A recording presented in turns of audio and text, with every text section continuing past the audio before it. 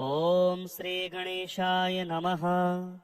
अथ श्री शनैश्चरस्तोत्रम्। ॐ अस्य श्री शनैश्चरस्तोत्रस्य दशरथ ऋषिः शनैश्चरो देवता त्रिष्टुप्छन्दः शनैश्चर प्रीत्यर्थम् जपे विनियोगः। दशरथ उवाच कोणोऽन्तको रौद्रयमोऽथ बभ्रुः कृष्णः शनिः पिङ्गलमन्दसौरिः नित्यम् स्मृतो यो हरते च पीडाम् तस्मै नमः श्रीरविनन्दनाय।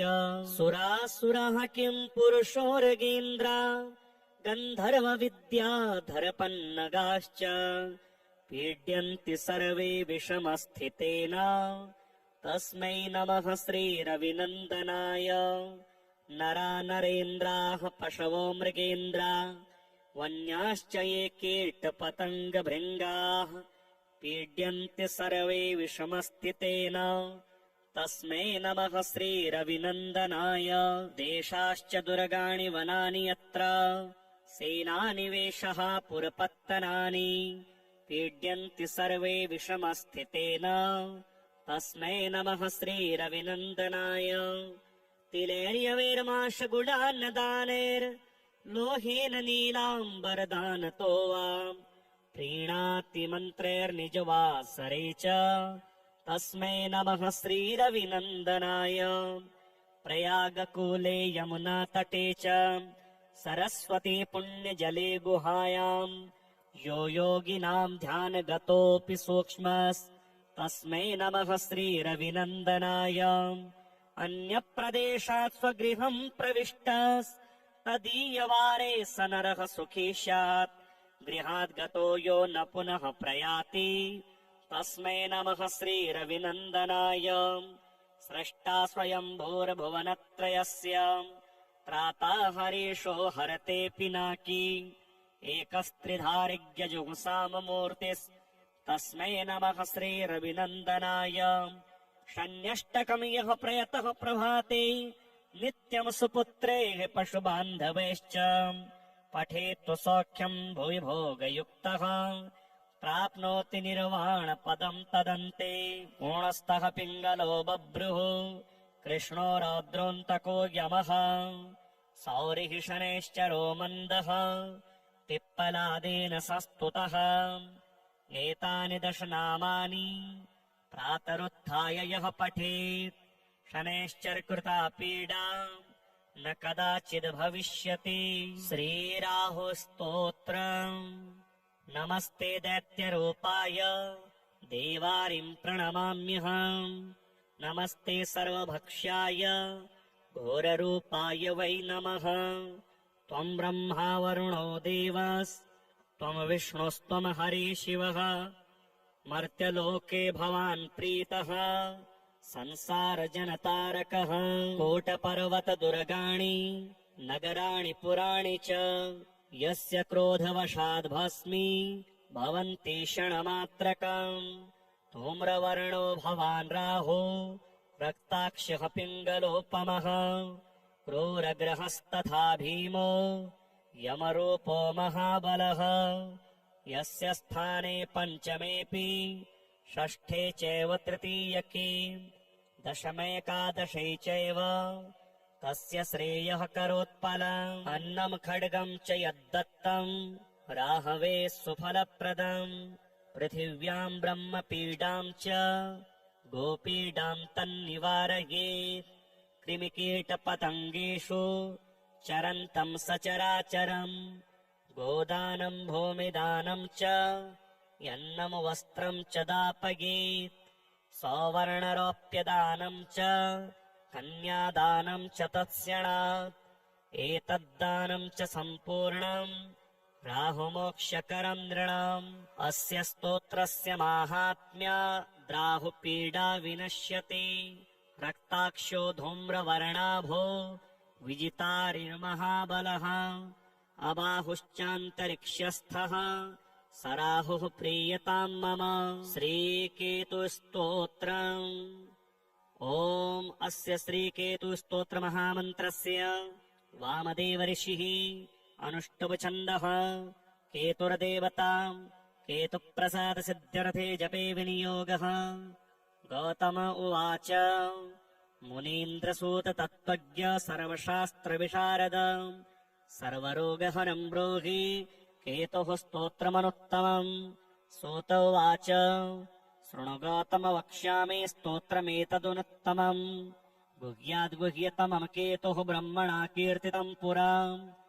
आद्यः करालवदनो द्वितीये रक्तलोचनः तृतीयः पिङ्गलाक्षश्च चतुर्थो ज्ञानदायकः पञ्चमः कपिलाक्षश्च षष्ठः कालाग्निसन्निभः सप्तमो हिमगर्भश्च धूम्रवर्णोऽष्टमस्तथा नवमः कृत्तकण्ठश्च दशमः नरपीठगः एकादशस्तु श्रीकण्ठः द्वादशस्तु गदायुधः द्वादशेते महाक्रूराः सर्वोपद्रवकारकाः पर्वकाले पीडयन्ति दिवाकरनिशाकरौ नाम द्वादशकम् स्तोत्रम् केतोरेतनमहात्मनः पठन्ति येन्वहम् भक्त्या तेभ्यः केतुः प्रसीदति कुलुप्तधान्ये विलिखेत् षड्कोणम् मण्डलम् शुभम् पद्ममष्टदलम् तत्र विलिखेच्च विधानतः नीलम् घटम् च संस्थाप्य दिवाकरनिशाकरौ केतुम् च तत्र निक्षिप्य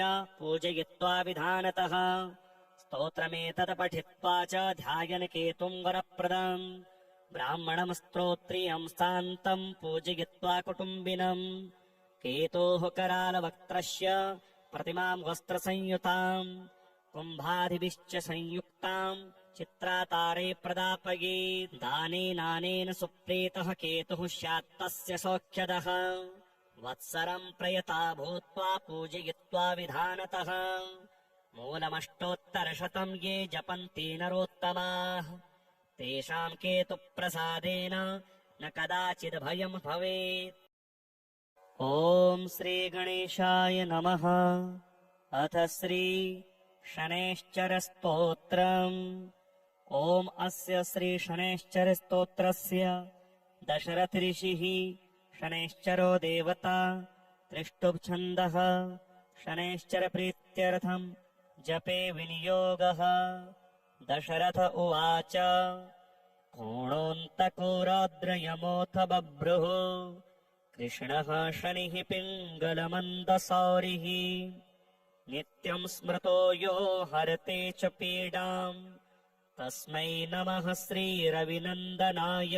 सुरासुरः किम् पुरुषोर्गेन्द्रा गन्धर्वविद्याधरपन्नगाश्च पीड्यन्ति सर्वे विषमस्थितेन तस्मै नमः श्रीरविनन्दनाय। नरा नरेन्द्राः पशवो मृगेन्द्रा वन्याश्च ये कीटपतङ्गभृङ्गाः पीड्यन्ति सर्वे विषमस्थितेन तस्मै नमः श्रीरविनन्दनाय। देशाश्च दुर्गाणि वनानि यत्र सेनानिवेशः पुरपत्तनानि पीड्यन्ति सर्वे विषमस्थितेन तस्मै नमः श्रीरविनन्दनाय। तिलेर्यवैर्माशगुडान्नदानैर्लोहेन नीलाम्बरदानतो वा प्रीणाति मन्त्रैर्निजवासरे च तस्मै नमः श्रीरविनन्दनाय। प्रयागकूले यमुनातटे च सरस्वती पुण्यजले गुहायाम् यो योगिनाम् ध्यानगतोऽपि सूक्ष्मस्तस्मै नमः श्रीरविनन्दनाय। अन्यप्रदेशात् स्वगृहम् प्रविष्टस्तदीयवारे स नरः सुखी स्यात् गृहात् गतो यो न पुनः प्रयाति तस्मै नमः श्रीरविनन्दनाय। स्रष्टा स्वयम्भूर्भुवनत्रयस्य त्राता हरीशो हरते पिनाकी एकस्त्रिधारिज्ञजुगुसाममूर्तिस्तस्मै नमः श्रीरविनन्दनाय। शन्यष्टकम् यः प्रयतः प्रभाते नित्यम् सुपुत्रैः पशुबान्धवैश्च पठेत्तु सौख्यम् भुवि भोगयुक्तः प्राप्नोति निर्वाणपदम् तदन्ते। पूर्णस्थः पिङ्गलो बभ्रुः कृष्णो रौद्रोऽन्तको यमः सौरिः शनैश्चरो मन्दः पिप्पलादेन संस्तुतः। एतानि 10 नामानि प्रातरुत्थाय यः पठेत् शनैश्चरकृता पीडा न कदाचिद् भविष्यति। श्रीराहुस्तोत्रम्। नमस्ते दैत्यरूपाय देवारिं प्रणमाम्यहम्। नमस्ते सर्वभक्ष्याय घोररूपाय वै नमः। त्वं ब्रह्मा वरुणो देवस्त्वं विष्णुस्त्वं हरिः शिवः। मर्त्यलोके भवान् प्रीतः संसारजनतारकः। कोटपर्वतदुर्गाणि नगराणि पुराणि च यस्य क्रोधवशाद् भस्मी भवन्ति क्षणमात्रकम्। धूम्रवर्णो भवान् राहो रक्ताक्षः पिङ्गलोपमः। क्रूरग्रहस्तथा भीमो यमरूपो महाबलः। यस्य स्थाने पञ्चमेऽपि षष्ठे चैव तृतीयके दशमेकादशे चैव तस्य श्रेयः करोत्पलम्। अन्नं खड्गं च यद्दत्तं राहवे सुफलप्रदम्। पृथिव्यां ब्रह्मपीडां च गोपीडां तन्निवारयेत्। कृमिकीटपतङ्गेषु चरन्तं सचराचरम्। गोदानं भूमिदानं च यन्नं वस्त्रं च दापयेत्। सौवर्णरोप्यदानं च कन्यादानं च तत्स्यणात्। एतद्दानं च सम्पूर्णं राहुमोक्षकरं नृणाम्। अस्य स्तोत्रस्य माहात्म्याद् राहुपीडा विनश्यति। रक्ताक्षो धूम्रवर्णाभो विजितारिर्महाबलः। अबाहुश्चान्तरिक्षस्थः स राहुः प्रीयतां मम। श्रीकेतुस्तोत्रम्। ॐ अस्य श्रीकेतुस्तोत्रमहामन्त्रस्य वामदेव ऋषिः अनुष्टुप् छन्दः केतुर्देवता केतुप्रसादसिद्ध्यर्थे जपे विनियोगः। गौतम उवाच मुनीन्द्रसूत तत्त्वज्ञ सर्वशास्त्रविशारद सर्वरोगहरं ब्रूहि केतुः स्तोत्रमनुत्तमम्। सूत उवाच शृणु गौतम वक्ष्यामि स्तोत्रमेतदनुत्तमम्। गुह्याद्गुह्यतमम् केतुः ब्रह्मणा कीर्तितम् पुरा। आद्यः करालवदनो द्वितीये रक्तलोचनः तृतीयः पिङ्गलाक्षश्च चतुर्थो ज्ञानदायकः पञ्चमः कपिलाक्षश्च षष्ठः कालाग्निसन्निभः सप्तमो हिमगर्भश्च धूम्रवर्णोऽष्टमस्तथा नवमः कृत्तकण्ठश्च दशमः नरपीठगः एकादशस्तु श्रीकण्ठः द्वादशस्तु गदायुधः द्वादशेते महाक्रूराः सर्वोपद्रवकारकाः पर्वकाले पीडयन्ति दिवाकरनिशाकरौ नाम द्वादशकम् स्तोत्रम् केतोरेतनमहात्मनः पठन्ति येन्वहम् भक्त्या तेभ्यः केतुः प्रसीदति कुलुप्तधान्ये विलिखेत् षट्कोणम् मण्डलम् शुभम् पद्ममष्टदलम् तत्र विलिखेच्च विधानतः नीलम् घटम् च संस्थाप्य दिवाकरनिशाकरौ केतुम् च तत्र निक्षिप्य पूजयित्वा विधानतः स्तोत्रमेतत् पठित्वा च ध्यायन् केतुम् वरप्रदम् ब्राह्मणम् स्तोत्रियम् शान्तम् पूजयित्वा कुटुम्बिनम् केतोः करालवक्त्रस्य प्रतिमाम् वस्त्रसंयुताम् कुम्भादिभिश्च संयुक्ताम् चित्रातारे प्रदापयेत् दानेनानेन सुप्रीतः केतुः स्यात्तस्य सौख्यदः वत्सरम् प्रयता भूत्वा पूजयित्वा विधानतः मूलमष्टोत्तरशतम् ये जपन्ति नरोत्तमाः तेषाम् केतुप्रसादेन न कदाचिद् भयम् भवेत्। ॐ श्रीगणेशाय नमः। अथ श्री शनैश्चरस्तोत्रम्। ॐ अस्य श्री शनैश्चरस्तोत्रस्य दशरथ ऋषिः शनैश्चरो देवता त्रिष्टुप् छन्दः शनैश्चर प्रीत्यर्थम् जपे विनियोगः। दशरथ उवाच कोणोऽन्तको रौद्रयमोऽथ बभ्रुः कृष्णः शनिः पिङ्गलमन्दसौरिः नित्यं स्मृतो यो हरते च पीडाम् तस्मै नमः श्रीरविनन्दनाय। सुरासुरः किं पुरुषोर्गीन्द्रा गन्धर्वविद्याधरपन्नगाश्च पीड्यन्ति सर्वे विषमस्थितेन तस्मै नमः श्रीरविनन्दनाय।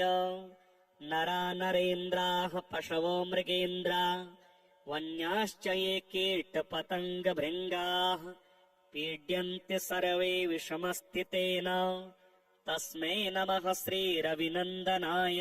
देशाश्च दुर्गाणि वनानि यत्र सेनानिवेशः पुरपत्तनानि पीड्यन्ति सर्वे विषमस्थितेन तस्मै नमः श्रीरविनन्दनाय। तिलेर्यवैर्माशगुडान्नदानैर्लोहेन नीलाम्बरदानतो वा प्रीणाति मन्त्रैर्निजवासरे च तस्मै नमः श्रीरविनन्दनाय। प्रयागकूले यमुनातटे च सरस्वती पुण्यजले गुहायाम् यो योगिनाम् ध्यानगतोऽपि सूक्ष्मस्तस्मै नमः श्रीरविनन्दनाय। अन्यप्रदेशात् स्वगृहम् प्रविष्टस्तदीयवारे स नरः सुखी स्यात् गृहात् गतो यो न पुनः प्रयाति तस्मै नमः श्रीरविनन्दनाय। स्रष्टा स्वयम्भूर्भुवनत्रयस्य त्राता हरीशो हरते पिनाकी एकस्त्रिधारिज्ञजुगुसाममूर्तिस्तस्मै नमः श्रीरविनन्दनाय। षण्यष्टकम् यः प्रयतः प्रभाते नित्यम् सुपुत्रैः पशुबान्धवैश्च पठेत्तु सौख्यम् भुवि भोगयुक्तः प्राप्नोति निर्वाणपदम् तदन्ते। ऊणस्थः पिङ्गलो बभ्रुः कृष्णो रौद्रोऽन्तको यमः सौरिः शनैश्चरो मन्दः पिप्पलादेन संस्तुतः। एतानि दशनामानि प्रातरुत्थाय यः पठेत् शनैश्चरकृता पीडा न कदाचिद् भविष्यति। श्रीराहुस्तोत्रम्। नमस्ते दैत्यरूपाय देवारिम् प्रणमाम्यहम्। नमस्ते सर्वभक्ष्याय घोररूपाय वै नमः।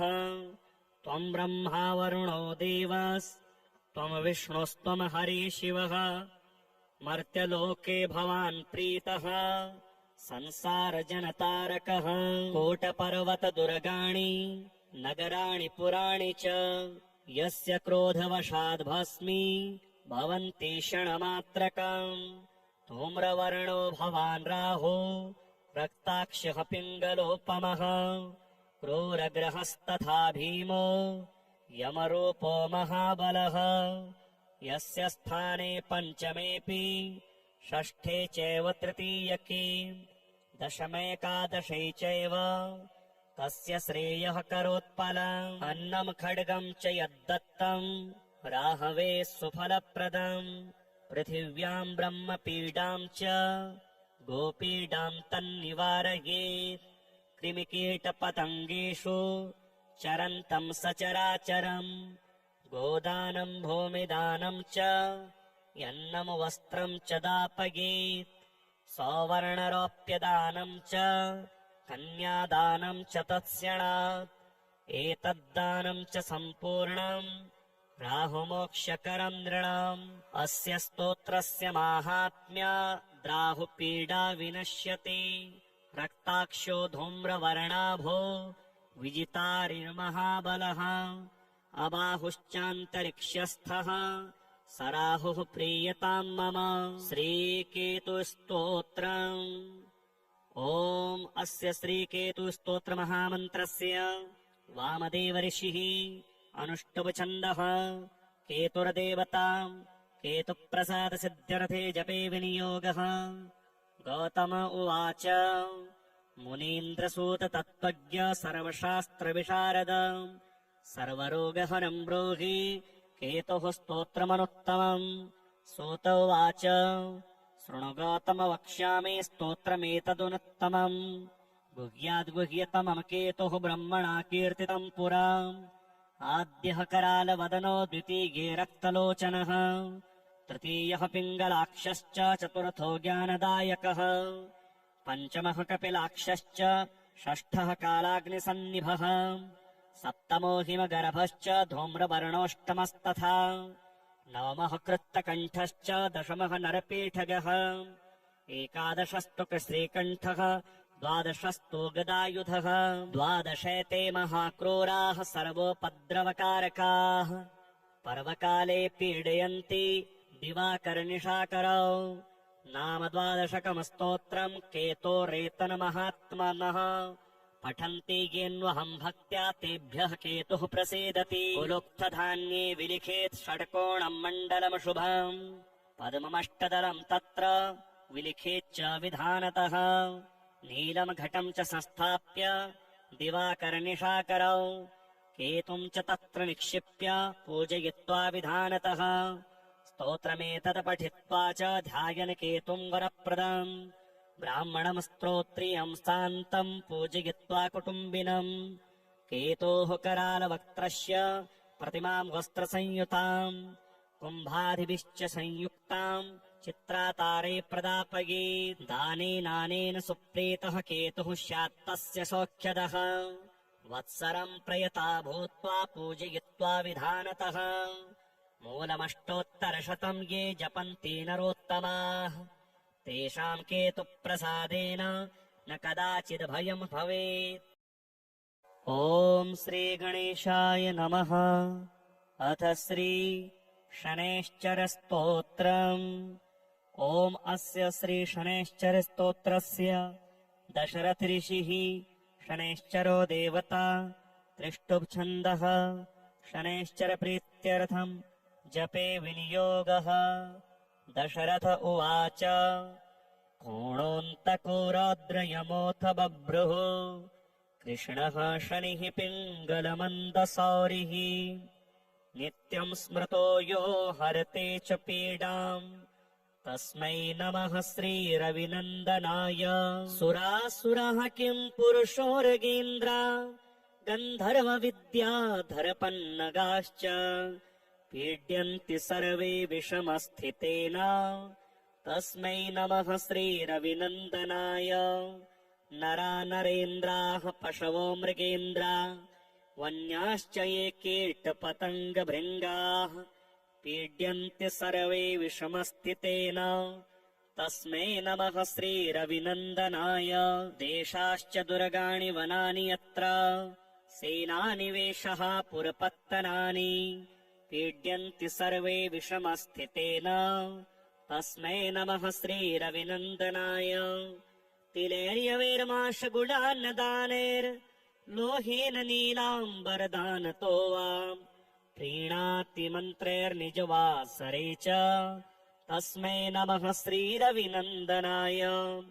प्रयागकूले यमुनातटे च सरस्वती पुण्यजले गुहायाम् यो योगिनाम् ध्यानगतोऽपि सूक्ष्मस्तस्मै नमः श्रीरविनन्दनाय। अन्यप्रदेशात् स्वगृहम् प्रविष्टस्तदीयवारे स नरः सुखी स्यात् गृहात् गतो यो न पुनः प्रयाति तस्मै नमः श्रीरविनन्दनाय। स्रष्टा स्वयम्भूर्भुवनत्रयस्य त्राता हरीशो हरते पिनाकी एकस्त्रिधारिज्ञजुगुसाममूर्तिस्तस्मै नमः श्रीरविनन्दनाय। शन्यष्टकम् यः प्रयतः प्रभाते नित्यम् सुपुत्रेः पशुबान्धवैश्च पठेत्तु सौख्यम् भुवि भोगयुक्तः प्राप्नोति निर्वाणपदम् तदन्ते। पूर्णस्थः पिङ्गलो बभ्रुः कृष्णो रौद्रोऽन्तको यमः सौरिः शनैश्चरो मन्दः पिप्पलादेन संस्तुतः। एतानि दश नामानि प्रातरुत्थाय यः पठेत् शनैश्चरकृता पीडा न कदाचिद् भविष्यति। श्रीराहुस्तोत्रम्। नमस्ते दैत्यरूपाय देवारिम् प्रणमाम्यहम्। नमस्ते सर्वभक्ष्याय घोररूपाय वै नमः। त्वम् ब्रह्मा वरुणो देवस्त्वम् विष्णुस्त्वम् हरिः शिवः मर्त्यलोके भवान् प्रीतः संसारजनतारकः कोटपर्वतदुर्गाणि नगराणि पुराणि च यस्य क्रोधवशाद्भस्मी भवन्ति क्षणमात्रकम् धूम्रवर्णो भवान् राहो रक्ताक्षः पिङ्गलोपमः क्रूरग्रहस्तथा भीमो यमरूपो महाबलः यस्य स्थाने पञ्चमेऽपि षष्ठे चैव तृतीयके दशमेकादशे चैव तस्य श्रेयः करोत्पलम् अन्नं खड्गं च यद्दत्तम् राहवे सुफलप्रदम् पृथिव्यां ब्रह्मपीडां च गोपीडां तन्निवारयेत् कृमिकीटपतङ्गेषु चरन्तं सचराचरम् गोदानं भूमिदानं च यन्नं वस्त्रं च दापयेत् सौवर्णरोप्यदानं च कन्यादानं च तत्स्यणात् एतद्दानं च सम्पूर्णम् राहुमोक्षकरं नृणाम् अस्य स्तोत्रस्य माहात्म्यात् राहुपीडा विनश्यति रक्ताक्षो धूम्रवर्णाभो विजितारिर्महाबलः अबाहुश्चान्तरिक्षस्थः स राहुः प्रीयतां मम श्रीकेतुस्तोत्रम् ॐ अस्य श्रीकेतुस्तोत्रमहामन्त्रस्य वामदेवऋषिः अनुष्टुप्छन्दः केतुर्देवता केतुप्रसादसिद्ध्यर्थे जपे विनियोगः गौतम उवाच मुनीन्द्रसूत तत्त्वज्ञ सर्वशास्त्रविशारद सर्वरोगहरं ब्रूहि केतुः स्तोत्रमनुत्तमम् सूत उवाच शृणु गौतम वक्ष्यामि स्तोत्रमेतदुनुत्तमम् गुह्याद्गुह्यतमम् केतुः ब्रह्मणा कीर्तितम् पुरा आद्यः करालवदनो द्वितीये रक्तलोचनः तृतीयः पिङ्गलाक्षश्च चतुर्थो ज्ञानदायकः पञ्चमः कपिलाक्षश्च षष्ठः कालाग्निसन्निभः सप्तमो हिमगर्भश्च धूम्रवर्णोऽष्टमस्तथा नवमः कृत्तकण्ठश्च दशमः नरपीठगः एकादशस्तु श्रीकण्ठः द्वादशस्तु गदायुधः द्वादशेते महाक्रूराः सर्वोपद्रवकारकाः पर्वकाले पीडयन्ति दिवाकरनिशाकरौ नाम द्वादशकम् स्तोत्रम् केतोरेतनमहात्मनः पठन्ति येन्वहम् भक्त्या तेभ्यः केतुः प्रसीदति उलुप्तधान्ये विलिखेत् षड्कोणम् मण्डलम् शुभम् पद्ममष्टदलम् तत्र विलिखेच्च विधानतः नीलम् घटम् च संस्थाप्य दिवाकरनिशाकरौ केतुम् च तत्र निक्षिप्य पूजयित्वा विधानतः स्तोत्रमेतत् पठित्वा च ध्यायन् केतुम् वरप्रदम् ब्राह्मणम् स्तोत्रियम् शान्तम् पूजयित्वा कुटुम्बिनम् केतोः करालवक्त्रस्य प्रतिमाम् वस्त्रसंयुताम् कुम्भादिभिश्च संयुक्ताम् चित्रातारे प्रदापयेत् दानेनानेन सुप्रीतः केतुः स्यात्तस्य सौख्यदः वत्सरम् प्रयता भूत्वा पूजयित्वा विधानतः मूलमष्टोत्तरशतम् ये जपन्ति नरोत्तमाः तेषाम् केतुप्रसादेन न कदाचिद् भयम् भवेत्।